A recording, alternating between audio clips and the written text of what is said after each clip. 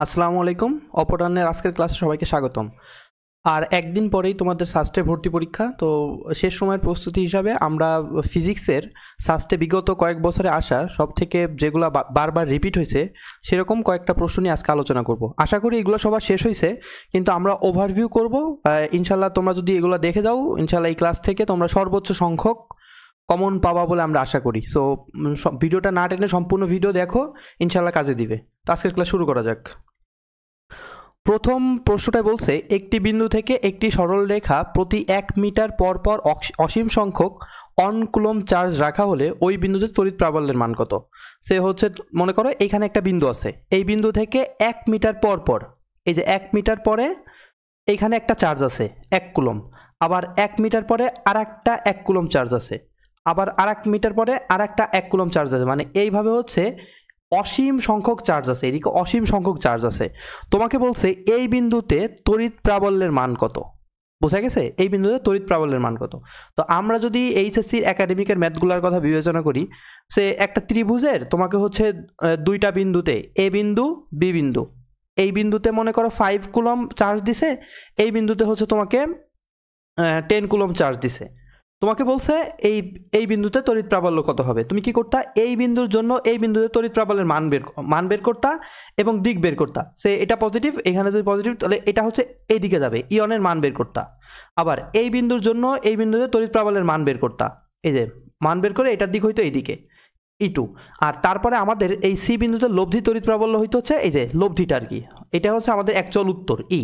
তাহলে এইটাও same concept, আমরা হচ্ছে প্রত্যেকটা চার্জের জন্য এই বিন্দুতে তড়িৎ প্রাবল্যের মান বের করব, তারপর সেইটার লব্ধি বের করলে আমাদের হয়ে যাচ্ছে। তাহলে এই প্রথম 1 কুলমের জন্য এই বিন্দুতে যদি তড়িৎ প্রাবল্যের মানটা আমি বলি, তাহলে E1 ইজ ইকুয়াল টু কত হয়? 1/4πε0 তড়িৎ প্রাবল্যের সংখ্যা মানে কি সূত্র কি? 1/4πε0 Q divided by R square. Q কত? কিউর মান হচ্ছে 1 divided by R square, R এর মান কত? 1 স্কোয়ার। আচ্ছা, আবার সেমভাবে এইটার জন্য, আচ্ছা এইটা যদি দিক বের করি, এটার দিক কোন দিক হবে? এই যে এই দিকে হবে দিক, এখানে পজিটিভ আছে, এখানে আমরা যদি পজিটিভ অন ধরে নেই, পজিটিভকে বিকর্ষণ করে, তাহলে এইটার দিক হবে এই যে এই দিকে, এটা হচ্ছে E1। আবার যদি আমরা E2 নির্ণয় করি, E2 কি হবে? 1/4πε0 কিউ, এই যে এইটার জন্য এইখানে কিউর মান কত? সেই 1 ডিভাইডেড বাই আর স্কোয়ার। এইখান থেকে এই বিন্দুর দূরত্ব কত? টোটাল হচ্ছে 2, তাহলে 2 স্কোয়ার। তো এইটার দিক কোন দিক হবে? এটা হচ্ছে মান, যদি দিক বিবেচনা করি তো দিক হবে এই যে এইটাও পজিটিভ, এইটাও পজিটিভ, তো এইটাও হচ্ছে এদিকেই ধাক্কা দিবে, তাহলে এইটাও পাইছি আমরা এইদিকে, এইটাও পাইছি আমরা এইদিকে, তাহলে E2 এর মান পাইলাম, দিক পাইলাম। আবার সেমভাবে এইটার জন্য এখানে E3 এর মান পাবো, দিক পাবো। E3ও দেখবো হচ্ছে আমাদের এই দিকে আসছে। তাহলে এইভাবে যদি হাজারটা আমরা বের করি, তাহলে ই বিন্দুতে লব্ধি তড়িৎ প্রাবল্য কত হবে? ই ইজ ইকুয়াল টু কী হবে? সকলের লব্ধি। এবার দেখো সকল কয়েকটা ভেক্টর যদি একই দিকে ক্রিয়া করে, তাহলে তাদের লব্ধি কী হয়? ভেক্টরগুলোর যোগফল না? পি প্লাস কিউ প্লাস এরকম যোগফল হবে। তাহলে এই বিন্দুতে লব্ধি তড়িৎ প্রাবল্য হবে হচ্ছে E1 plus E2 plus E3, এরকম হাজারটা চলতে থাকবে, এরকম হাজারটা চলতে থাকবে। তাহলে আমরা যদি সকলগুলার মান বসাই, দেখো প্রত্যেকটা পার্ট থেকে 1/4πε0 কমন আছে, তাহলে আমরা এটাকে যদি কমন নেই, 1/4πε0 Q divided by R square. দেখো প্রথমটায় হচ্ছে তোমার আর এর মান কত? 1, তাহলে এটা হবে 1 স্কোয়ার, প্লাস পরেরটা হবে 1 ডিভাইডেড বাই 2 স্কোয়ার, প্লাস পরেরটা হবে 1 ডিভাইডেড বাই 3 স্কোয়ার। এইভাবে চলতে থাকবে, ওকে, এইভাবে চলতে থাকবে। এবার দেখো তোমার হচ্ছে এইটুকের মান কত? 1/4πε0 এর মান হচ্ছে 9 × 10⁹ আর এইটাকে কি বলতে পারো? দেখো তো এই যে একটা ধারা না, এটা হচ্ছে একটা ধারা। তো এই ধারায় 1/1 square plus 1/2 square plus 1/3 square, এই ধারাটাকে যদি আমি চাই, আমি কি এইভাবে লিখতে পারি না? Summation of 1/n square. তাহলে এইটাকে আমি বলতে পারি সামেশন অফ 1/n স্কোয়ার। তো এইটা হচ্ছে 9 × 10⁹ ইন্টু, এ দেখো তোমাকে সামেশন অফ 1/n স্কোয়ারের মান বলে দিছে পাই স্কোয়ার ডিভাইড বাই 6। এটা হচ্ছে একটা বেসেলস ফাংশন, তো এইটার সমাধান তোমাদের নাই ইন্টার সিলেবাসে, সো এটার মান ডিরেক্টলি বলে দিছে pi divided by 6 square, sorry pi square divided by 6, pi square divide by 6। তো এইটাকে যদি আমরা ক্যালকুলেশন করি, পায়ের মান 3.1416 বসে, তাহলে আমাদের উত্তরটা আসবে হচ্ছে 1.48 × 10⁻10 এত নিউটন পার কুলম, নিউটন পার কুলম। তাহলে আমাদের এই প্রশ্নের উত্তর হচ্ছে ই নম্বর। এইটা তো আমি বুঝাইছি, মানে পুরো ডিটেলসে বোঝানোর জন্য এতটুকু সময় লাগছে, বাট তুমি যখন করবা তুমি তো ডিরেক্টলি এইখান থেকে করা শুরু করবা। সো এইটা আশা করি বেশি সময় লাগবে না, তোমার নির্ধারিত সময়ের ভিতরে এটা করতে পারবা। নেক্সট পরেরটায় বলছে এত নিউটন পার কুলম্ব বৈদ্যুতিক ক্ষেত্রে একটি আলফা কণার ত্বরণের মান কত হবে। আচ্ছা আমরা কি জানি, আমরা জানি হচ্ছে ই ইজ ইকুয়াল টু হয় এফ ভাগ কিউ। তাহলে এইখান থেকে যদি আমরা লিখি F is equal to E into Q, তাহলে এফ ইজ ইকুয়াল টু আবার আমরা জানি এম এ, তাহলে M A is equal to E Q. তাহলে আমরা যদি ত্বরণের মানটা বের করি A is equal to E Q divided by M. আচ্ছা ই কি, ই হচ্ছে তড়িৎ প্রাবল্য, কিউ হচ্ছে চার্জের মান ডিভাইড বাই এম, এম হচ্ছে সেটার ভর। তাহলে এখানে তড়িৎ প্রাবল্য বলে দিছে, ই এর মান বলছে হচ্ছে 3i প্লাস 4j, তো এটা হচ্ছে ভেক্টর রূপ দিয়ে দিছে। তাহলে আমরা যদি এটার মান বের করি ই এর মান, তাহলে কত হবে √3 স্কোয়ার প্লাস 4 স্কোয়ার, মানে √9 প্লাস 16 মানে হচ্ছে 5। তাহলে ই এর মান হচ্ছে আমরা পাইলাম 5 ইন্টু কিউ। কিউ হচ্ছে চার্জ, মানে যে কণাটা তড়িৎ ক্ষেত্রে রাখা হয়েছে সেই কণার চার্জ। এখানে রাখা হয়েছে হচ্ছে আলফা কণা। তাহলে আমরা কি জানি আলফা কণা হচ্ছে হিলিয়াম নিউক্লিয়াস, আলফা কণা হচ্ছে হিলিয়াম নিউক্লিয়াস প্লাস 2। তাহলে আলফা কণার আধান কত হবে, হিলিয়ামের নিউক্লিয়াসের আধান। তাহলে দেখো তো হিলিয়াম নিউক্লিয়াসের আধান কত। হিলিয়াম নিউক্লিয়াস মানে কি, হিলিয়াম থেকে 2টা ইলেকট্রন চলে গেছে, হিলিয়াম থেকে 2টা ইলেকট্রন বের হয়ে গেছে। তাহলে আমরা জানি একটা ইলেকট্রন যদি বের হয় তাহলে আধানের মান কত হয়, প্লাস 1.6 ইন্টু 10⁻⁻19 কুলম্ব। তাহলে দুইটার জন্য কি হবে, দুইটার জন্য 2 দ্বারা গুণ হবে। তাহলে হিলিয়াম নিউক্লিয়াসের আধান হবে হচ্ছে 2 ইন্টু 1.6 ইন্টু 10⁻⁻19 কুলম্ব। এটা হচ্ছে আলফা কণার আধান। তাহলে এটাকে আমরা বলতে পারি 3.2 ইন্টু 10⁻⁻19। এটা হচ্ছে কিউ এর মান ডিভাইডেড বাই এম। এম কি, এম হচ্ছে যে যাচ্ছে মানে যাকে রাখা হয়েছে তার ভর, রাখা হয়েছে আলফা কণা। তাহলে আলফা কণার ভর কত, এই যে আলফা কণার ভর কি, হিলিয়াম নিউক্লিয়াসের ভরের সমান না। তাহলে হিলিয়াম নিউক্লিয়াসের ভর হচ্ছে 4 AMU। তাহলে আমরা জানি 1 AMU is equal to 1.67 into 10⁻⁻19, sorry 10⁻27 KG. তাহলে 4 AMU কত হবে, 4 ইন্টু 1.67 ইন্টু 10⁻⁻27 কেজি। তাহলে এটার মান যদি আমরা বসাই 4 ইন্টু 1.67 ইন্টু 10⁻⁻27, তাহলে এইটাকে যদি আমরা ক্যালকুলেশন করি ডিরেক্টলি ত্বরণের মান চলে আসবে। তাহলে এটার ক্যালকুলেশন করলে আসবে হচ্ছে 2.4 ইন্টু 10⁸ ত্বরণ একক হচ্ছে মিটার পার সেকেন্ড স্কোয়ার। তাহলে এইটার উত্তর হচ্ছে তোমার, এইটার উত্তর হচ্ছে ডি নাম্বার। আশা করি বুঝতে পারছো। নেক্সট তারপরটা বলছে 4 কেজি ভরের একটি বস্তু এত বেগে এবং এত ভরের অপর একটি বস্তু এত বেগে গতিশীল সংযুক্ত হওয়া অবস্থায় উহার একত্রে কত মানে মিটার পার সেকেন্ড বেগ হবে। এটা ভরবেগের সংরক্ষণশীলতা। তাহলে M1 এর মান কত, M1 is equal two 4। M2 এর মান কত, M2 এর মান হচ্ছে 6।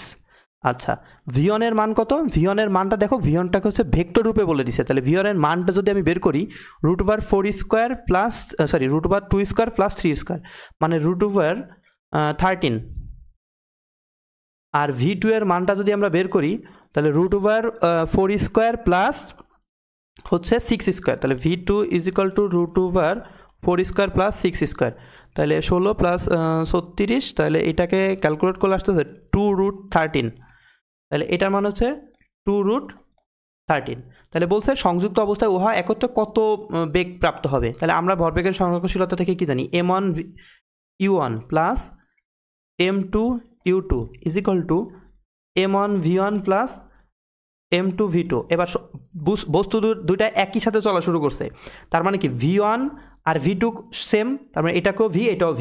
তাহলে আমরা যদি উভয় পক্ষ থেকে V কে কমন নেই তাহলে আমরা লিখতে পারি এই যে একবারে ডিরেক্টলি V কমন নিয়ে এভাবে লিখতে পারি। তাহলে V এর মানটাই আমাকে চাইছে, V এর মান V ইজ ইকুয়াল টু কত হবে, M1 U1 plus M2 U2 divided by M1 plus M2। তাহলে এইটাকে হচ্ছে যদি আমরা ক্যালকুলেশন করি, সকল মান আমরা বসাই M1 U1 এই সকল কিছুর মান যদি আমরা, সরি এটা V না, এটা হচ্ছে U1 আদিবেগ, এটা হচ্ছে U2, এটা হচ্ছে U2।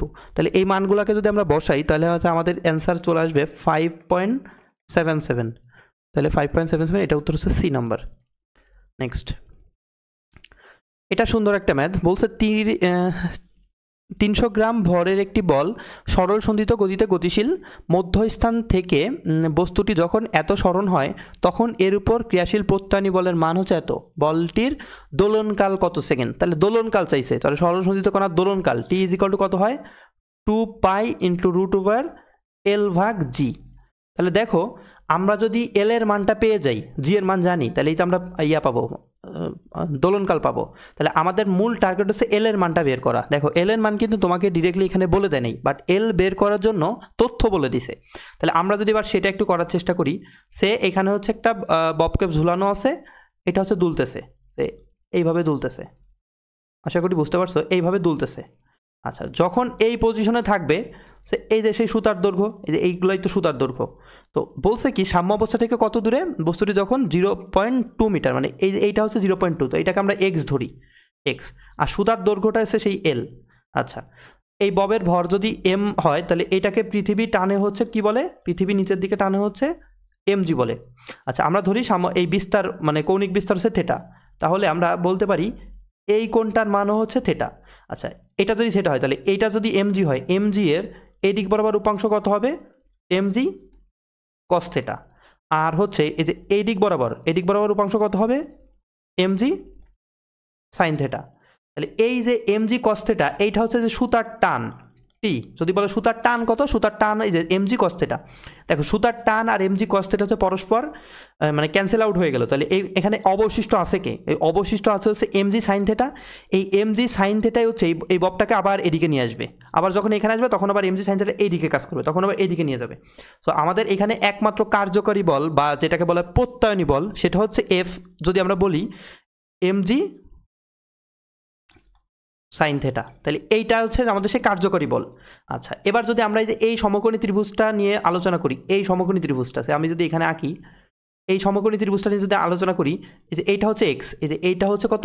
এক্স, এইটা হচ্ছে সেই থেটা, আর এই যে এইটা কত? এটা হচ্ছে এল, এই যে এইটা হচ্ছে সেই এল। তাহলে আমরা এখান থেকে লিখতে পারি sine theta is equal to কি হয়? এক্স ভাগ L. Sine theta is equal to লম্ব ভাগ অতিভুজ। তাহলে আমরা সেটা লিখছি। তাহলে এই মানটা যদি আমরা এখানে বসাই, এফ ইজ ইকুয়াল টু কত আসলো? এমজি সাইন থেটার মান কত? X divided by L. আচ্ছা, এখানে দেখো তাহলে আমাদের দরকার হচ্ছে এল এর মান। তাহলে এল ইজ ইকুয়াল টু কত আসলো? MG X divided by F. এবার এম এর মান কত? এম এর মান হচ্ছে 300 গ্রাম, মানে হচ্ছে 0.3 কেজি, সকল কিছু এস এককে।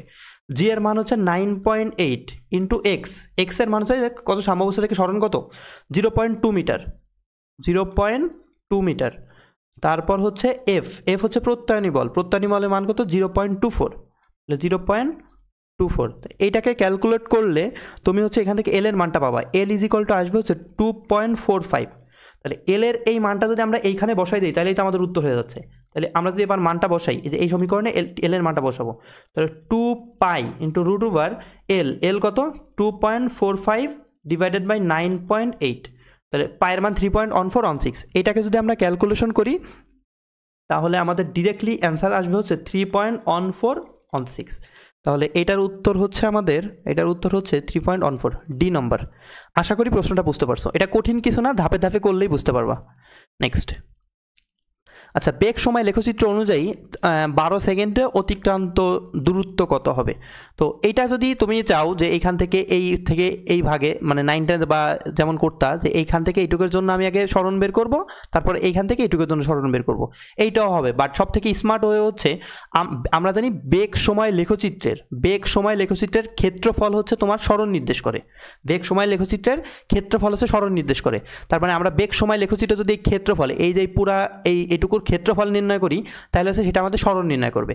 তাহলে আমরা যদি ক্ষেত্রফলটা দেখি, এখানে দেখো দুইটা মানে আমাদের জ্যামিতিক আকার আছে, এই যে একটা, এই যে এইটা একটা না, তাহলে এইটাকে যদি আমরা বলি এটা কি? এটা হচ্ছে একটা ট্রাপিজিয়াম। তার মানে এইটার ক্ষেত্রফল আর হচ্ছে তার সাথে যদি আমরা এই যে এটা কি একটা আয়তক্ষেত্র, এটার ক্ষেত্রফল যদি যোগ করি তাহলে মোট আমরা হচ্ছে বেগ সময় লেখচিত্রের এই টোটাল ক্ষেত্রফলটুকু পাবো।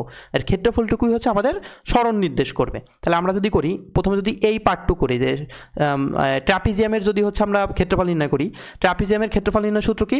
হাফ ইন্টু সমান্তরাল বাহুদ্বয়ের যোগফল।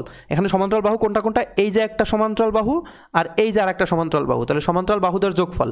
এই যে প্রথম সমান্তরাল বাহুটার মান কত 2 প্লাস পরের সমান্তরাল বাহুটার মান হচ্ছে তোমার 8, হাফ ইন্টু সমান্তরাল বাহুদ্বয়ের যোগফল ইন্টু সমান্তরাল বাহুদ্বয়ের মধ্যবর্তী দূরত্ব। সমান্তরাল বাহুদ্বয়ের মধ্যবর্তী দূরত্ব হচ্ছে এটার মান কত 6। এইটা হচ্ছে তোমার ট্রাপিজিয়ামের ক্ষেত্রফল। আর যদি আমরা তাহলে এর সাথে যদি আমরা এই যে আয়তক্ষেত্রের মানে এইটার ক্ষেত্রফলটা যোগ করি, তাহলে তো মোট ক্ষেত্রফলটা পাবো। তাহলে এইটার ক্ষেত্রফল হবে হচ্ছে দৈর্ঘ্য গুণ প্রস্থ। তাহলে দৈর্ঘ্যের মান কত, দৈর্ঘ্যের মান হচ্ছে যে 6, মানে একটা হচ্ছে 6 আর একটা হচ্ছে তোমার এই যে এটা এই উচ্চতা বা প্রস্থ এটা কত, এটা হচ্ছে 8। তাহলে এইটা হচ্ছে মোট এই যে পুরা ক্ষেত্র, যদি আমরা বলি এই পুরা ক্ষেত্রের ক্ষেত্রফল। আর এই পুরা ক্ষেত্রের ক্ষেত্রফলের কি আমাদের কি নির্দেশ করবে, সরণ নির্দেশ করবে। বোঝা গেছে? তো এইটাকে যদি তুমি ক্যালকুলেট করো, ক্যালকুলেট করলে এটার অ্যান্সার আসবে 78 মিটার। তাহলে মানে আমরা বলতে পারি এটার উত্তর হচ্ছে তোমার 78 মিটার এটা। আর তুমি যদি চাও যে এইখান থেকে এই জায়গায় সরণ S1 বের করবা, আবার এইখান থেকে এই জায়গায় সরণ S2 বের করবা, তারপর দুটাকে যোগ করবা নিউটনের গতিসূত্র দিয়ে, তাও হবে, তোমার ইচ্ছা, তুমি যেভাবে করতে পারো। নেক্সট, আচ্ছা এটা সুন্দর একটা ম্যাথ, এটা সিলেবাসের বাইরের, কিন্তু এটা শাস্ত্রের জন্য অনেক গুরুত্বপূর্ণ একটা ম্যাথ, এটা ভালো করে দেখে যাবা। টানা তার অনেক বেশি গুরুত্বপূর্ণ। আমি যে হচ্ছে শর্ট সিলেবাসের বাইরের যে টপিকগুলো বলছি ওইখানে দেখো টানা তার আমি সম্পূর্ণ এক্সপ্লেন করে দিছি। সো ওইটা অবশ্যই দেখবা। শর্ট সিলেবাসের বাইরে থেকে যদি কিছু আসে, তরঙ্গ থেকে কিছু আসলে মাস্ট একদম 100% কনফার্ম সেটা হচ্ছে টানা তার থেকে আসবে। আচ্ছা কি বলছি, একটা টানা তারের বলছে হচ্ছে একটা টানা তারের আর তরঙ্গ হচ্ছে এত মিটার পার সেকেন্ড, তারের টান 4 গুণ করা হলে বেগ কত হবে। সে আমি যদি আবার একটু এক্সপ্লেন করি, শর্ট সিলেবাস তো একটু বলে দিই। টানা তার হচ্ছে একটা তারকে সে দুই সাইডে, দেওয়ালের মাঝে দুই সাইডে হচ্ছে বাধা আছে। সে এটাকে যদি তুমি টেনে একটু লম্বা করো, টেনে লম্বা করলে কি এরকম হবে না, টেনে যদি ধরে রাখো এরকম হবে, মানে এখান থেকে এইভাবে টানছো, তার মানে কি এরকম হবে। এটাকে যদি এবার ছেড়ে দাও গিটারের মতো, এটাকে যদি ছেড়ে দাও এটা কি করবে, দুলতে থাকবে না। এটাকে যদি ছেড়ে দিয়ে এবার দুলতে থাকবে, কিছু সময় এরকম আসবে, কিছু সময় এরকম দুলতে থাকবে, তো এটা তরঙ্গের সৃষ্টি হবে। তাহলে এই টানা তারের তো এখানে কি একটা সাউন্ডের উৎপন্ন হবে, তাহলে সেই কম্পাঙ্ক ইজ ইকুয়াল টু, আচ্ছা এই তারের দৈর্ঘ্য যদি তোমার L হয়, তাহলে টানা টানের কম্পাঙ্ক is equal to 1 divided by 12 into root over T divided by mu. T কি, টি হচ্ছে টানা তারের যে হচ্ছে টান বল, আর মিউ হচ্ছে একক দৈর্ঘ্যের ভর। বোঝা গেছে? আচ্ছা তাহলে এবার দেখো দেখো তো এটা কি, এটাকে যদি আপনার পূর্ণ তরঙ্গে কনভার্ট করতে চাই, তার মানে কি এরকম আরেকটা দিতে হবে, তার মানে এরকম এই পুরাটা মিলে হচ্ছে একটা পূর্ণ তরঙ্গ সৃষ্টি হবে। তাহলে একটা তো L আছেই, প্লাস আর একটা যদি আমরা L নেই, সেইটা মিলে কি একটা পুরা তরঙ্গ দৈর্ঘ্য হবে না। তাহলে এটা ল্যামডা, তাহলে ল্যামডা ইজ ইকুয়াল টু আমরা পাইলাম 12। তাহলে এই যে 12 এর মান যদি আমরা ল্যামডা বসাই, তাহলে ল্যামডা যায় হচ্ছে এর সাথে গুণ হবে, তাহলে F into lambda is equal to root over T ভাগ মিউ। তারপরে আমরা কি জানি, V is equal to F lambda, V is equal to কী হয় এফ ল্যামডা। তাহলে এটা হচ্ছে V is equal to root over T ভাগ মিউ। তাহলে আমরা বলতে পারি, আচ্ছা একক দৈর্ঘ্যের ভর যদি হচ্ছে কনস্ট্যান্ট থাকে, তাহলে আমরা বলতে পারি টানা তারের বেগ is proportional to root over T. এটা কি বোঝা গেছে?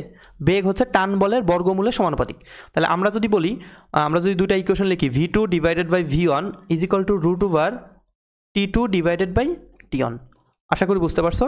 তাহলে আমার এখানে লাগবে হচ্ছে V2 এর মান, V2 is equal to V1 into root over T2 এর মান কত, T2 বলছে কি 4 গুণ, তাহলে 4 গুণ, তাহলে এটা হচ্ছে 4T1 ডিভাইডেড বাই T1, একটা 4 গুণ, তাহলে T1 কাটা, তাহলে হইলো হচ্ছে V1 এর মান কত 1000 ইন্টু 4, রুট 4 হচ্ছে 2, তার মানে এটা হবে হচ্ছে 2000 এত মিটার পার সেকেন্ড। তাহলে এটার উত্তর হচ্ছে 2000 মিটার পার সেকেন্ড।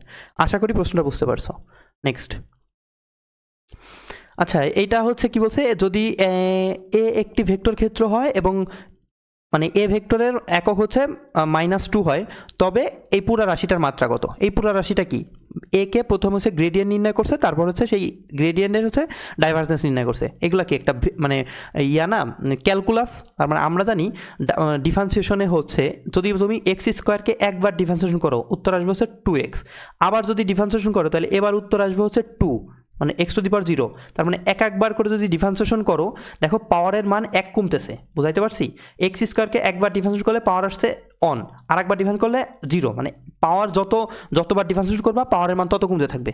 তাহলে দেখো এইখানে কি একে একবার ডিফারেন্সিয়েশন কল্পনা করতে পারো, তাহলে এইখানে তার একক কত হবে, 1 কমবে, মানে এইটুকের একক হচ্ছে m টু দি পাওয়ার, আগে ছিল হচ্ছে -2, তাহলে এইটুকের জন্য একক হইলে হচ্ছে m টু দি পাওয়ার -3, তাহলে এইটা হচ্ছে আবার করছে, তাহলে কত হবে 2 বার কমবে, তাহলে এটা হবে হচ্ছে m টু দি পাওয়ার -4, এটার মাত্রা একক হচ্ছে m টু দি পাওয়ার -4, মানে এ নম্বর উত্তর। নেক্সট, একটি প্রাস ভূপৃষ্ঠ থেকে এমনভাবে নিক্ষিপ্ত হয় যে এটি তার সর্বাধিক আনুভূমিক পাল্লা এত মিটার দ্রুত অতিক্রম করে, ভূপৃষ্ঠে ফিরে আসার মুহূর্তে এর আনুভূমিক বেগ কত হবে? আচ্ছা, একটা প্রাস কি মানে ভূমির সাথে নির্দিষ্ট কোণে নিক্ষিপ্ত কোনো বস্তুর গতির পথকে হচ্ছে প্রাস বলে। এই যে এরকম যায়, তুমি যদি একটা বস্তুকে এইভাবে নিক্ষেপ করো ও হচ্ছে এরকম এসে পড়বে, তাহলে ধরলাম আমরা বস্তুটাকে v0 বেগে নিক্ষেপ করছি, তাহলে সেই ক্ষেত্রে পাল্লা, প্রাসের পাল্লা হয় হচ্ছে, তোমরা এটা পড়ছো, r = v0 square sine 2i theta divided by জি।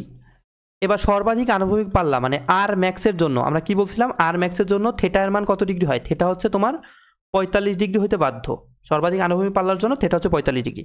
তোমাকে বলে দিছে সর্বাধিক আনুভূমিক পাল্লা হচ্ছে তোমার 9.8, তার মানে এই যে সর্বাধিক আনুভূমিক পাল্লা আর ম্যাক্সের মান হচ্ছে 9.8, তাহলে এটা ইকুয়াল টু কি হয়, v0 স্কোয়ার সাইন 45 গুণটু মানে কি সাইন 90 মান কত 1 ডিভাইডেড বাই জি, তাহলে আর ম্যাক্সের মান হচ্ছে 9.8 আর জি এই পাশে আসলো, তাহলে জি আর জি গুণ হয়ে 9.8 স্কোয়ার, তাহলে এটা হচ্ছে v0 স্কোয়ার, তাহলে এখান থেকে v0 এর মান আসলো হচ্ছে তোমার 9.8, এত বেগে নিক্ষেপ করা হয়েছিল। এবার বলছে ভূপৃষ্ঠে ফিরে আসার মুহূর্তে এর আনুভূমিক বেগ কত হবে? তাহলে একটা প্রাসকে যদি এইভাবে নিক্ষেপ করো তাহলে তার দুইটা বেগ থাকে, একটা হচ্ছে আনুভূমিক বেগ আর একটা হচ্ছে উলম্ব বেগ।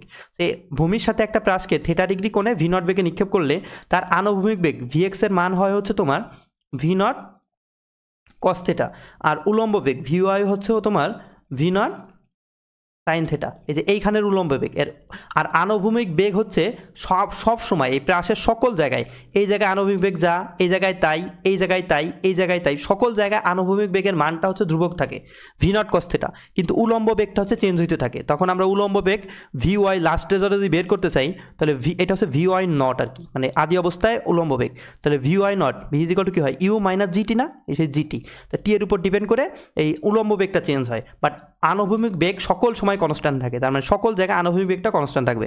তাহলে আমরা যদি আনুভূমিক বেগটা বের করতে চাই v0 মানে কত বেগে নিক্ষেপ করছে, আমরা কত বের করছি 9.8 ইন্টু কস কত ডিগ্রি কোণে নিক্ষেপ করছে, দেখো কত ডিগ্রি কোণ কিন্তু বলে দেয় নাই, কিন্তু এখানে বলে দিছে সর্বাধিক আনুভূমিক পাল্লা, এই যে সর্বাধিক আনুভূমিক পাল্লা, আমরা জানি সর্বাধিক আনুভূমিক পাল্লার জন্য নিক্ষিপ্ত বেগ হচ্ছে 45 ডিগ্রি, তাহলে এইটাকে যদি আমরা ক্যালকুলেট করি ক্যালকুলেটরে, তাহলে এটার অ্যান্সার আসবে 6.93 মিটার পার সেকেন্ড, 6.93, এটার উত্তর হচ্ছে সি নাম্বার। আশা করি ম্যাথটা বুঝতে পারছো। আমরা যদি নেক্সট স্টেটটা দেখি, নেক্সট স্টেটটা আছে হচ্ছে একটি অগ্রগামী তরঙ্গের সমীকরণ এত এক্স হচ্ছে এক্স ওয়াই মিটারে আর টি হচ্ছে সেকেন্ডে প্রকাশিত, তরঙ্গের কম্পাঙ্ক ও বেগ যথাক্রমে কত কত, মানে কম্পাঙ্ক আর বেগ নির্ণয় করতে বলছে।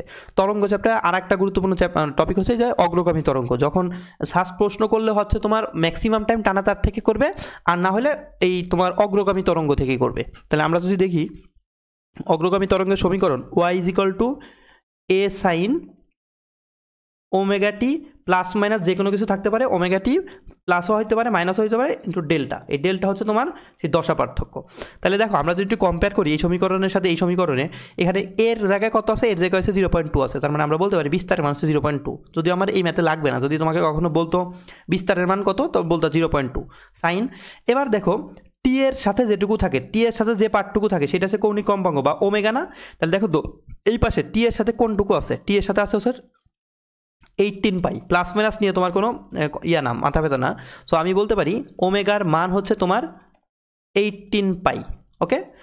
তাহলে আমি কম্পেয়ার করছি আর কি, তাহলে ওমেগা = আমরা কি জানি 2 পাই এফ, তাহলে 2 পাই এফ = 18 পাই, তাহলে পাই আর পাই কাটা গেছে, তাহলে এফ এর মান এখান থেকে কত আসবে, এফ = 9, মানে কম্পাঙ্ক হচ্ছে তোমার 9। এবার দেখো 9-এর ভিতরে দেখো এখানে এইটাও 9, এটাও 9, এটাও 9, বাট এইটা 18, এটা 18, তার মানে এইটা আর এটা উত্তর হবে না, তার মানে এই তিনটা থেকে একটা উত্তর। তাহলে পরেরটা আমরা কি বলছি, তরঙ্গের কম্পাঙ্ক বের করছি, এবার যদি বেগ বের করতে চাই, আচ্ছা দেখো এইটা কি ছিল, এইটা হচ্ছে তোমার সেই দশা পার্থক্য। তাহলে আমরা জানি দশা পার্থক্য = 2 pi divided by lambda into পদ পার্থক্য। তাহলে এইটার সাথে মিলাও তো, এইখানে সেই দশা পার্থক্যটা কত বলে দিছে, দশা পার্থক্য হচ্ছে 3π ডিভাইড বাই 100 ইন্টু এক্স, তাহলে 3π divided by 100 into X is equal to 2π divided by lambda into X. X X কাটা, 2π আর পাই কাটা, তাহলে এইখান থেকে যদি আমি ল্যামডার মানটা বের করতে চাই, ল্যামডা আসবে হচ্ছে তোমার ল্যামডা ইজ ইকাল টু 100 সাথে 2 গুণ হবে, মানে 200 ডিভাইডেড বাই 3 ভাগ হবে, তাহলে 3, তাহলে অ্যান্সার আসবে হচ্ছে তোমার 66.67 ল্যামডার মান। তোমাকে কিন্তু ল্যামডা চাইলে তোমাকে বলছে বেগ, মানে তরঙ্গের বেগ কত, তাহলে আমরা কি জানি বেগ ভি ইজ ইকাল টু কী হয় এফ ল্যামডা, তাহলে এফ এর মান তুমি পাইছো 9 ইন্টু ল্যামডার মান হচ্ছে 66.67, তাহলে এইটাকে ক্যালকুলেট করলে তোমার আসবে হচ্ছে 600 মিটার পার সেকেন্ড, তার মানে এফ এর মান হচ্ছে 9 আর বেগের মান হচ্ছে 600, এইটা হচ্ছে তোমার উত্তর। তাহলে 9 আর 600 সি নম্বর উত্তর। নেক্সট, আচ্ছা, এত পাক বিশিষ্ট কোনো কুণ্ডালিতে এত সেকেন্ডে চৌম্বক ফ্লাক্স এত ওয়েবার থেকে এত ওয়েবারে পরিণত হলে ওই কুণ্ডালিতে আবিষ্ট ইএমএফ এর মান কত?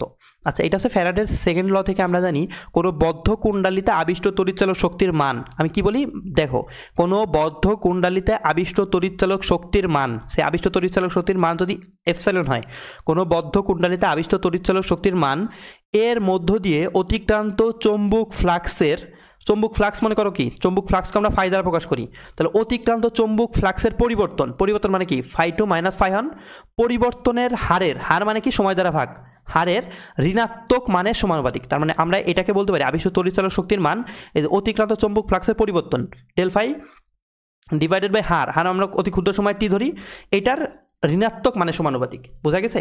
এটা হচ্ছে ফ্যারাডের সেকেন্ড ল, যে কোনো বদ্ধ কুণ্ডালিতে আবিষ্ট তড়িৎচালক শক্তির মান এর মধ্য দিয়ে অতিক্রান্ত চৌম্বক ফ্লাক্সের পরিবর্তনের হারের ঋণাত্মক মানে সমানুপাতিক। তো ঋণাত্মকটা আমরা হচ্ছে দিক বোঝানোর জন্য দিই, ওটা বাদ দাও। তাহলে এখান থেকে যদি সমানুপাতিক চিহ্ন ওঠার জন্য এন দিতে হয়, এন হচ্ছে মানে ইয়া সংখ্যা, পাক সংখ্যা, del phi divided by DT. দেখো তোমাকে সকল কিছু মান বলে দিছে। এন এর মান কত? এন এর মান হচ্ছে তোমার কত পাক বিশিষ্ট? 50 পাক, তাহলে এন এর মান হচ্ছে 50 ইন্টু এই যে পরিবর্তন, এই ডেল ফাই কি বলছিলাম, এই যে চৌম্বক ফ্লাক্সের পরিবর্তন না, তাহলে পরিবর্তন কত? দেখো তোমার পরিবর্তন হচ্ছে এত সেকেন্ডে ফ্লাক্স এত থেকে এত, তার মানে 0.025 মাইনাস 0.03, এটাকে ক্যালকুলেট করলে তোমার, আচ্ছা মাইনাসটা আমরা নিব না, আমরা বড়টা থেকে ছোটোটা মানে বিয়োগ করব। তাহলে এটাকে যদি তুমি ক্যালকুলেট করো মানে বিয়োগ করো, তাহলে হবে 5 into 10 to the power minus 3, তাহলে পরিবর্তনটা হচ্ছে 5 into 10 to the power minus 3, একটা থেকে আরেকটা জাস্ট বিয়োগ, বড়টা থেকে ছোটোটা বিয়োগ, ডিভাইড বাই সময়, কত সময় কোনটাতে এত সেকেন্ডে, প্রয়োজনীয় সময় বলে দিছে 0.02, তাহলে এটাকে যদি ক্যালকুলেশন করো তাহলে তোমার অ্যান্সার আসবে হচ্ছে 12.5 ইএমএফ। আচ্ছা, এইটা কিন্তু শর্ট সিলেবাসের বাইরে, কিন্তু এটা সার্চ দিতে পারে, সো এটা একটু দেখে যেও। এটা হচ্ছে 12.5, তার মানে এটার উত্তর হচ্ছে তোমার সি নাম্বার, সি। নেক্সট বলছে একটি এত হার্স কম্পাঙ্কের পরিবর্তী তড়িৎ প্রবাহ শূন্য থেকে শীর্ষ মানে পৌঁছাইতে কত সময় নেয়? আচ্ছা, পরিবর্তী আমরা চৌম্বক মানে ইয়ার তড়িৎ প্রবাহ যদি সাইনটা দেখি, মানে গ্রাফটা দেখি, এটা কি সাইনের মতো এরকম হয় না? তার মানে এই যে এরকম আকারে হয়, এরকম আকারে হয়। তাহলে এই যে শূন্য থেকে সর্বোচ্চ মানে পৌঁছাইছে কি এইখানে না, এই যে এইখান থেকে এখানে পৌঁছাইছে, তাহলে এই যদি পুরো একটা তরঙ্গ হয়, তরঙ্গ এই পুরো একটা তরঙ্গ কমপ্লিট করতে যে সময় লাগতেছে সেটাকে আমরা কি বলছি? পর্যায়কাল। তাহলে শূন্য থেকে সর্বোচ্চ মানে পৌঁছাইছে কত সময় পরে? এই যে এইটুকু হচ্ছে পর্যায়কালের অর্ধেক, এই যে এইটুকু কত? পর্যায়কালের অর্ধেক, আর এই পর্যন্ত কি তার অর্ধেক, তার মানে এইখান থেকে এই পর্যন্ত আসতে সময় কত হবে? T/4, বোঝা গেছে? তার মানে শূন্য থেকে সর্বোচ্চ মানে পৌঁছাইতে সময় লাগবে হচ্ছে তার পর্যায়কালের 4/1 তাহলে দেখো পর্যায়কালটা বের করার জন্য তোমাকে যে কম্পাঙ্ক বলে দিছে, আমরা কি জানি? T = 1/f। তাহলে এখান থেকে যদি তুমি টি এর মানটা বের করো, 1 ডিভাইডেড বাই 80 = তাহলে তোমার এখানে মান আসবে, তাহলে তোমাকে লাগবে হচ্ছে কত সময় লাগবে, তার মানে কি এইটাকে আবার 4 দ্বারা ভাগ করবা, বোঝা গেছে? কত সময় লাগবে, কত সময় মানে সর্বোচ্চ বিন্দুতে পৌঁছাতে কত সময় লাগবে। তাহলে এটার উত্তর হবে হচ্ছে তোমার ক্যালকুলেট যদি করো, তাহলে উত্তর আসবে হচ্ছে 3.125 into 10 to the power minus 3 এত সেকেন্ড। তাহলে 3.125 into 10 to the power minus 3 second, এটা উত্তর। নেক্সট, এরপরেরটা বলছে একটি m0 স্থির ভরসম্পন্ন কণার গতিশক্তি m0c² হলে কণাটির বেগ কত হবে আর কি। তো এইটা শাস্ত্রের জন্য অনেক বেশি গুরুত্বপূর্ণ, এটাকে ভালো করে করবা। তো আমরা যদি এটাকে দেখি, আমরা এইভাবে মনে রাখবো, কোনো কণার সর্বোচ্চ শক্তি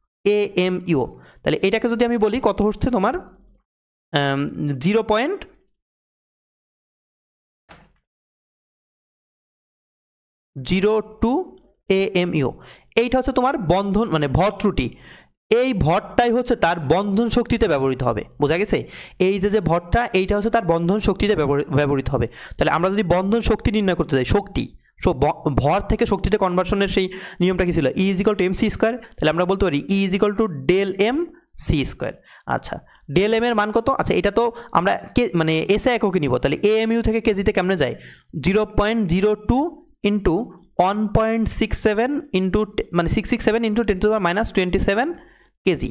তাহলে এই মানটা যদি তুমি এখানে বসাও, তাহলে 0.02 ইন্টু 1.66 ইন্টু 10⁻27 67 দিই ইন্টু সি এর মান কত? 3 ইন্টু 10⁸, এটার উপর স্কোয়ার। তো এটাকে যদি তুমি ক্যালকুলেশন করো তাহলে এটার অ্যান্সার আসবে হচ্ছে তোমার 2.988 ইন্টু 10⁻12 জুল, এত জুল। বাট দেখো অপশনগুলো কিন্তু তোমাকে উত্তর চাইছে মেগা ইলেকট্রন ভোল্টে, তার মানে জুল থেকে আগে তোমার ইলেকট্রন ভোল্টে যাইতে হবে। তো আমরা জানি 1 electron volt is equal two 1.6 into 10⁻19 কি জুল। তাহলে জুল থেকে ইলেকট্রন ভোল্টে কত দেবা? এইটা দ্বারা ভাগ করব। তাহলে আমরা যদি সেই ভাগটা করি, এই সংখ্যাটাকে যদি 1.6 ইন্টু 10⁻19 দ্বারা ভাগ করি, তাহলে উত্তর আসবে হচ্ছে 18675,000 এত ইলেকট্রন ভোল্ট। তাহলে এইটা হচ্ছে ইলেকট্রন ভোল্ট। আবার তোমাকে চাইছে কি মেগা ইলেকট্রন ভোল্ট, মানে 10⁶ দ্বারা আবার ভাগ। তাহলে 10⁶ দ্বারা যদি ভাগ করি 1 2 3 4 5 6, তার মানে 18.6 মেগা ইলেকট্রন ভোল্ট। তার মানে এইটা 18 পয়েন্ট সামথিং হবে। তো তোমার উত্তর হচ্ছে 18.6। এই দেখো, এইটা উত্তর, বি নাম্বার। আশা করি বুঝতে পারছো। সো ভর ত্রুটিটা শাস্ত্রের জন্য গুরুত্বপূর্ণ, একটু দেখে যাও। নেক্সট, আচ্ছা, এটা শর্ট সিলেবাসের বাইরে বলছে কি একটি প্রিজমের প্রতিসরণ কোণের মান হচ্ছে 60 ডিগ্রি এবং উপাদানের প্রতিসরণাঙ্ক হচ্ছে 1.36। ন্যূনতম বিচ্যুতি কোণ কত? এই মানে জ্যামিতিক আলোক বিজ্ঞানের একটা গুরুত্বপূর্ণ টপিক হচ্ছে প্রিজম। সো আমরা যদি প্রিজমটা একটু দেখি, এই যে একটা প্রিজম এরকম ছিল, এই যে একটা আলোক রশ্মি এই জায়গায় এসে এদিকে মানে একটু বেঁকে এদিকে যাইতো, আবার এদিকে বেরোইতো। তো আমরা যদি এই যে অবিলম্বটাকে এভাবে করতাম, তখন এই যে এইখানে ছিল আপতন কোণ, আর এই যে এইখানে ছিল হচ্ছে সে প্রতিসরণ কোণ। এইভাবে যদি আমরা ক্যালকুলেট করতাম, তো আমরা এই সূত্রের প্রতিপাদন দেখাবো না।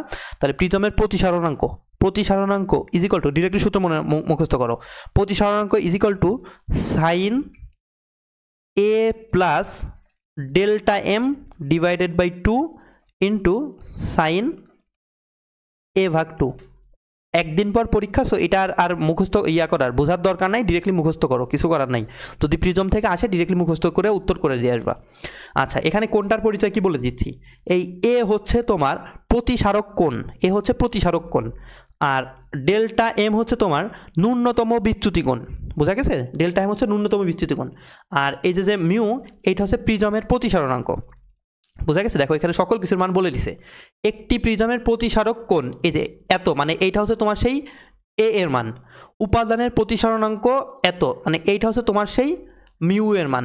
আর ন্যূনতম বিচ্যুতি কোণ কত ডিগ্রি? ন্যূনতম বিচ্যুতি কোণ মানে ডেল টাইমের মান চাইছে। তাহলে এইখানে যদি মানগুলো আমি বসাই, এইখানে বসাবা, এইগুলাকে ক্যালকুলেট করবে, তুমি হচ্ছে ইসের মানটা ডেল টাইমের মানটা বের করবা। তাহলে কত আসবে? 1.36। আচ্ছা, এইটা কি এই জায়গায় এসে গুণ হবে না সাইনটা? তাহলে ইন্টু সাইন A/2, এর মান হচ্ছে 60, তাহলে A/2 মানে কত? 30 is equal to sine A plus delta M ভাগ 2। তাহলে এইটাকে যদি ক্যালকুলেট করো, তাহলে শিফট সাইন দিলে তুমি হচ্ছে A প্লাস ডেল্টা এম ভাগ 2 এর মান দিলে সামথিং পাবা।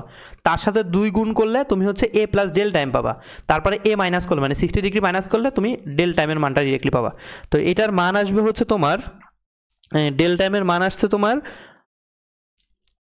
25.6 ডিগ্রি। আমি ক্যালকুলেট করে রাখছিলাম, তোমরা একটু করে নিও। 25.6 ডিগ্রি, মানে এটা উত্তর হচ্ছে ডি নাম্বার। আচ্ছা, নেক্সট, তারপরটা বলছে এত মিলিমিটার ব্যাসার্ধের একটি গোলক কোনো তরলের ভিতর দিয়ে এত প্রান্ত বেগে নিয়ে পড়ছে, তরলের সান্দ্রতাঙ্ক এত হলে সান্দ্র বল কত। এটা হচ্ছে স্টোকসের সূত্র। সেই একটা ফ্লুইডের ভিতর দিয়ে বা একটা তরলের ভিতর দিয়ে, মনে করি এটা হচ্ছে একটা ফ্লুইডের ভিতরে আছে, মানে একটা পানির ভিতর একটা গোলক পড়তেছে। তাহলে গোলক যদি পড়ে, এটা দেখবা আমি হচ্ছে শর্ট সিলেবাসের উপর যে প্রশ্ন একটা স্লাইড দিছি, ক্লাস দিছি সাস্টের জন্য, ওইটা আমি এখানে ভালো করে এক্সপ্লেন করছি। তো তুমি চাইলে ওইটা দেখতে পারো।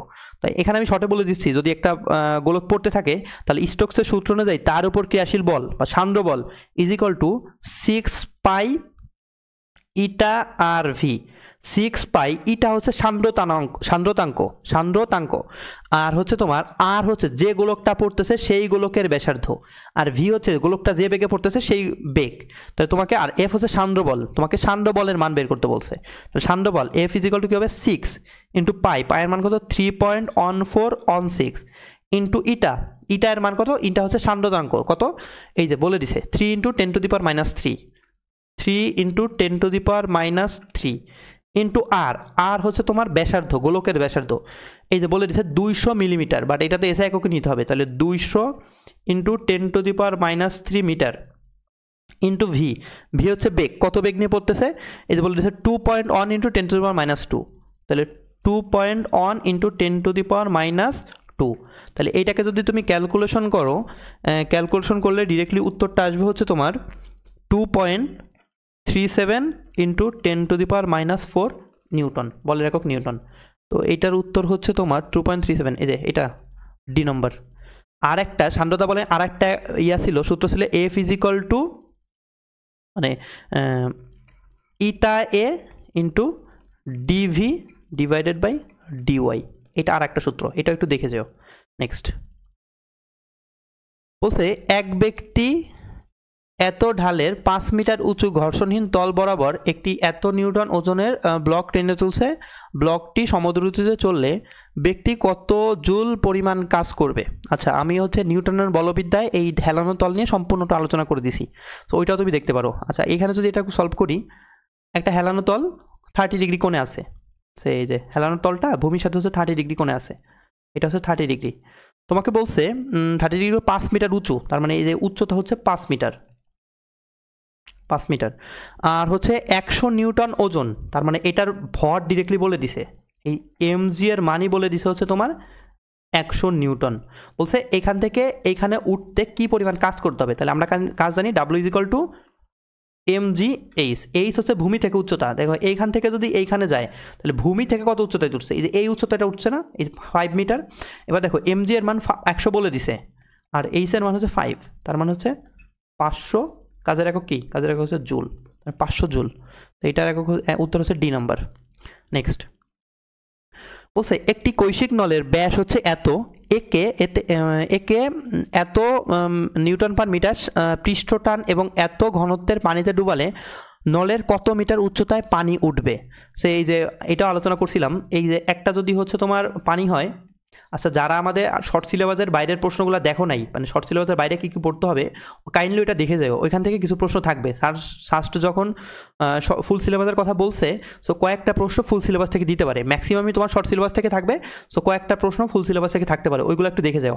আর ওইগুলা আমি যেগুলো বলছি ইনশাল্লাহ ওইগুলোর ভিতর থেকেই থাকবে। সো এই জন্য আমি এই স্লাইডে লাস্টের সময় যেগুলো তুমি পারো ওইগুলা করায় শুধু টাইম ওয়েস্ট করার দরকার নাই, আমি এমনগুলাই করাইছি যেগুলায় আসলে তুমি যেন পারো অ্যাটলিস্ট। আচ্ছা, এর ভিতর যদি একটা নল ডুবানো হয়, কৈশিক নল, তাহলে এইখান থেকে হচ্ছে পানিটা একটু উপরে ওঠে, এই যে একটু উপরে উঠে যায়, এই উপরের উচ্চতা হচ্ছে তোমার যদি এইচ হয়, তাহলে এখান থেকে আমরা একটা সূত্র পড়ছিলাম, সূত্রটা হচ্ছে টি হচ্ছে পৃষ্ঠটান, টি ρg/h/2। তোমাকে হচ্ছে টি হচ্ছে পৃষ্ঠটান, রো হচ্ছে তরলের ঘনত্ব, এই জি তো জি, আর হচ্ছে এই যে কৈশিক নলটা পাইপটা তুমি দিছো এটার ব্যাসার্ধ। আচ্ছা, আমরা যদি এখান থেকে এইচ এর মানটা বের করতে চাই, এইচ = কি হবে 2t ρg/r।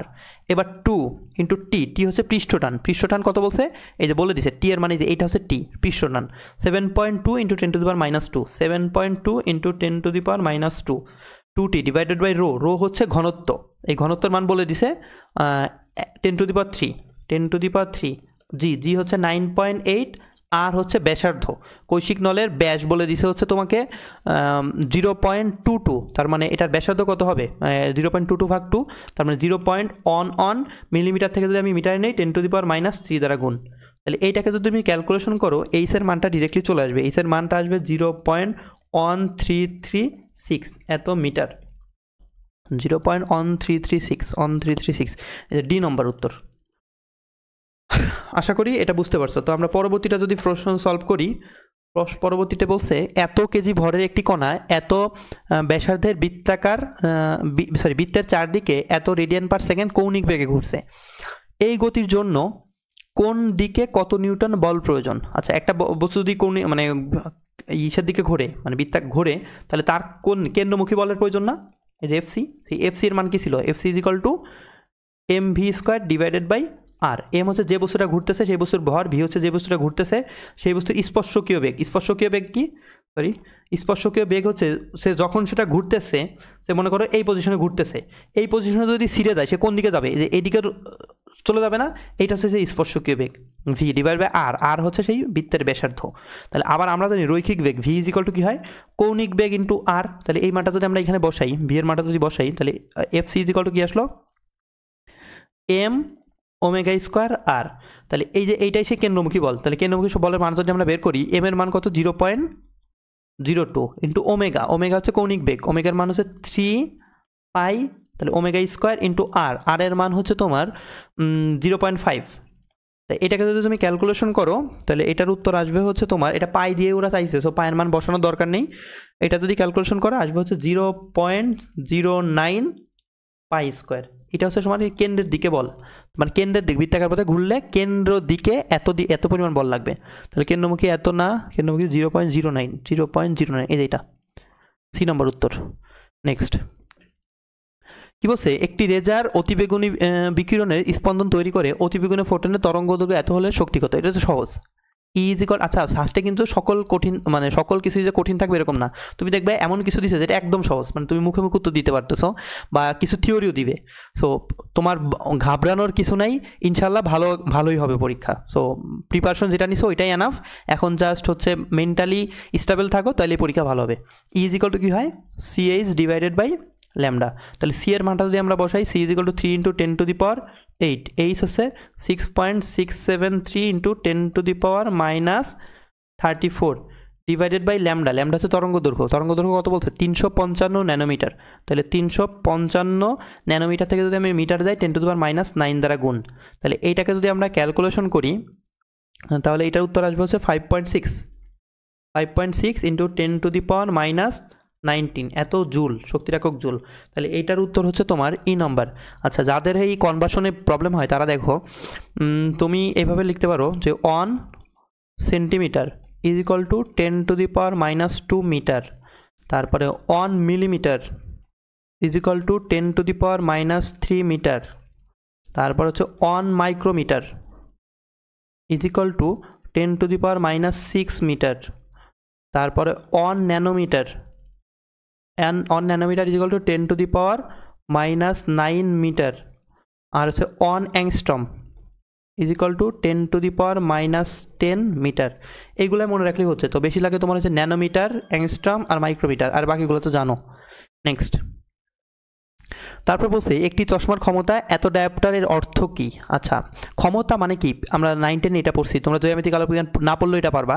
আমরা কি জানি, P = কি হয় 1/f, P = 1/a, মানে ক্ষমতা = 1 ডিভাইডেড বাই সেই লেন্সের ফোকাস দূরত্ব।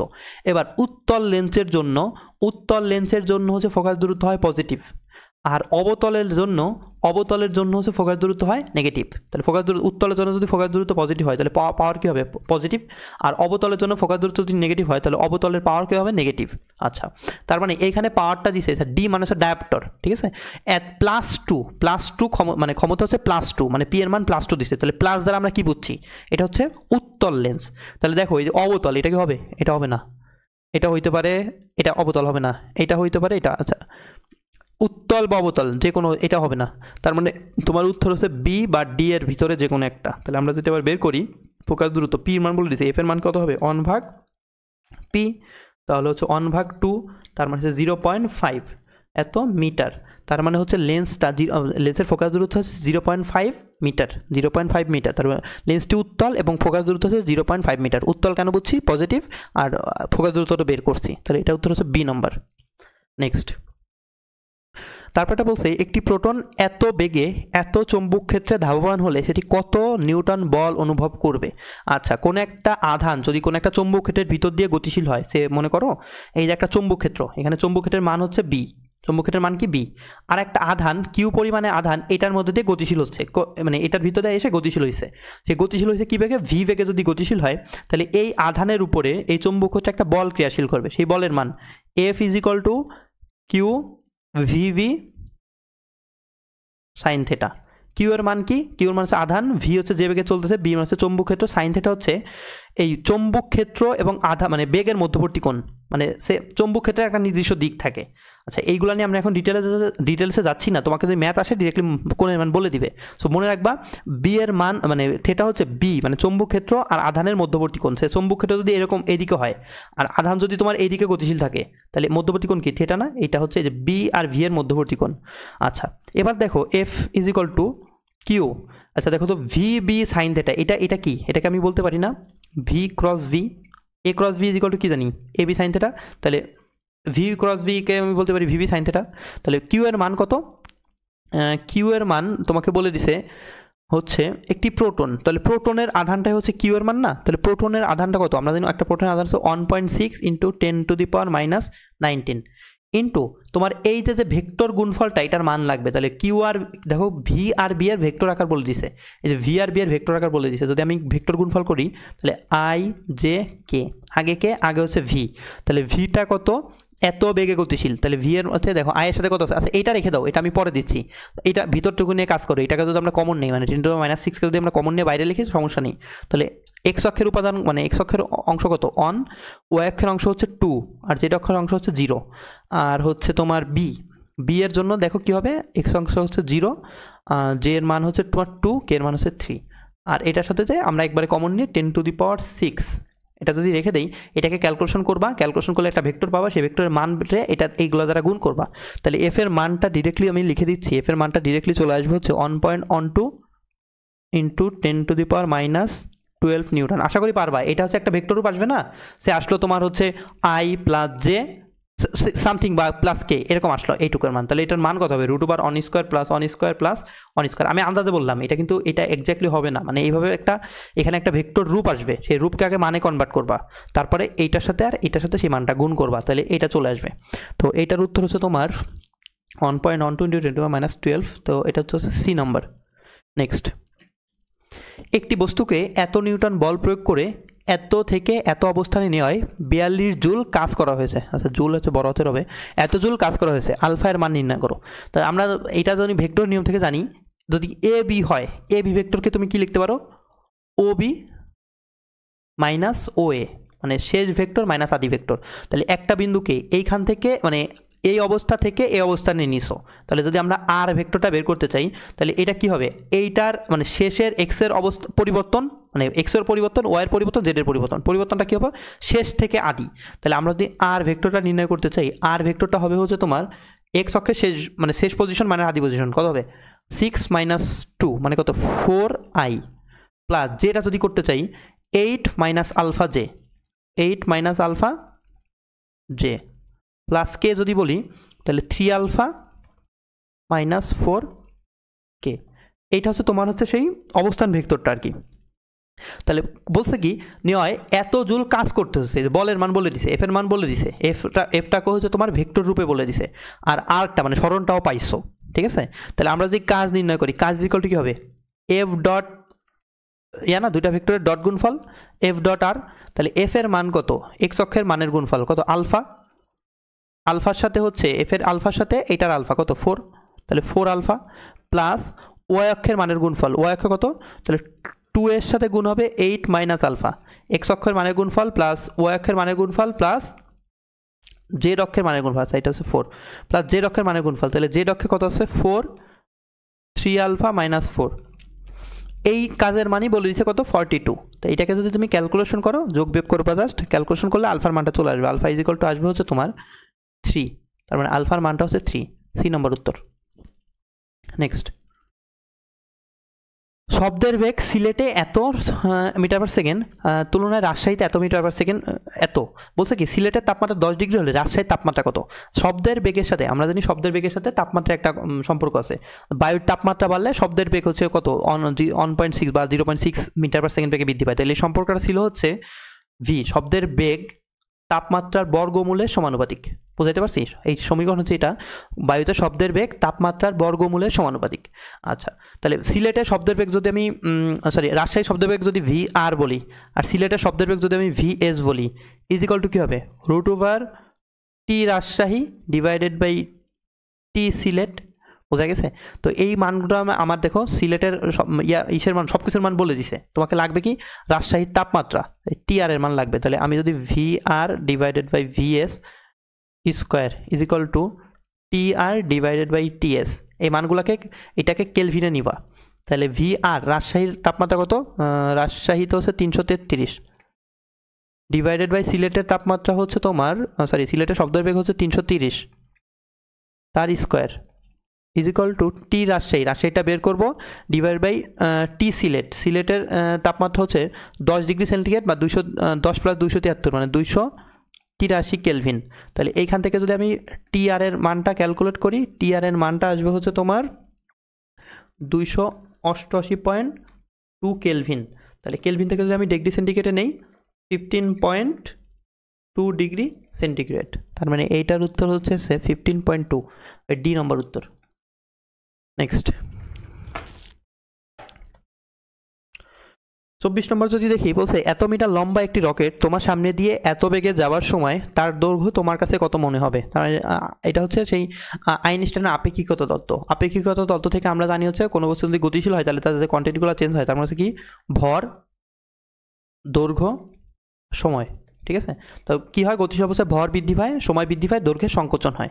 তার মানে স্থির অবস্থায় যদি দৈর্ঘ্য 10 মিটার হবে, গতিশীল অবস্থায় তো দৈর্ঘ্যটা কী হবে, দৈর্ঘ্যটা অবশ্যই ছোট হবে। তার মানে 10 থেকে ছোট উত্তর।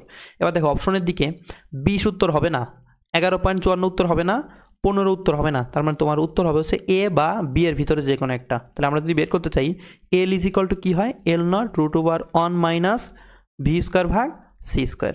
তাহলে এই ভি এর মান যদি এখানে বসাই, আর L0 এর মান কত, যে 10 √1 - ভি এর মান কত 0.5। আচ্ছা, একবারে কাটাকাটি করে দিলাম, 0.5 square divided by C square, তার মানে 0.5 এর উপর তোমার আসবে হচ্ছে স্কোয়ার।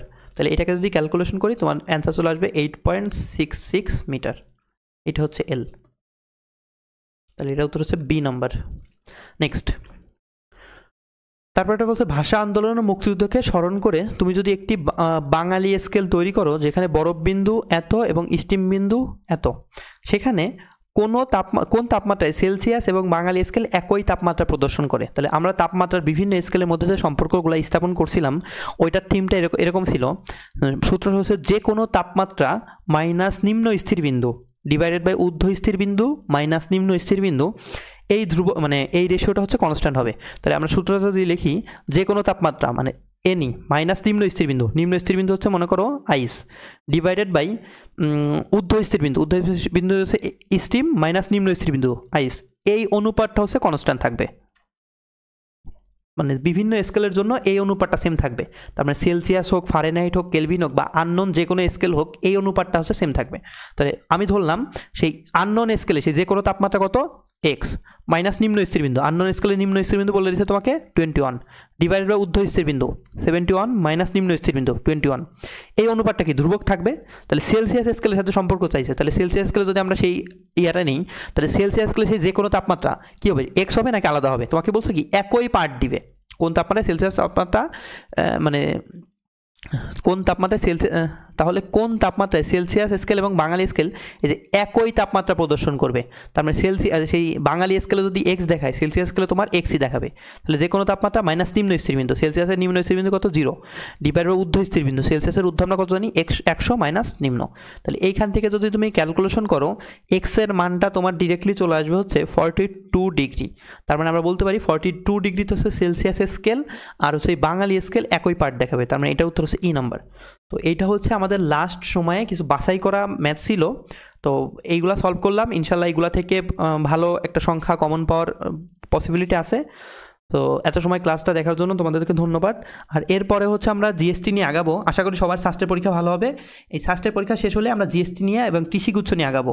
সো যারা এখন আমাদের চ্যানেলটাকে সাবস্ক্রাইব করো নাই, অবশ্যই সাবস্ক্রাইব করে রাখো। আর যে কোনো প্রয়োজনে আমাদের সাথে যোগাযোগ করতে পারো।